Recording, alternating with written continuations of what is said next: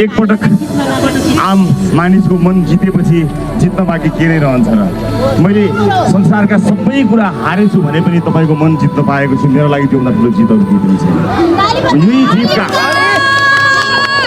यही जितमा यो मुलुकको सुशासन र समृद्धिको सपना देखिरहेको छु, जसलाई कुनै पनि हालतमा पुरा गर्ने प्रतिबद्धता मैले यही पवित्र माटोमा प्रस्तुत गरेको हो। र मैले आम नागरिकलाई कहिल्यै पनि झुटो बोलेको छैन। मैले आफ्ना बारेमा कहिल्यै झुटो बोलेको छैन।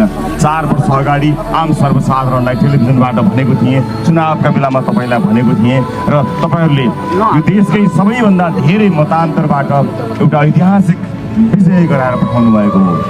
तर मातिएको पनि छैन, म कतै मातिएको पनि छैन।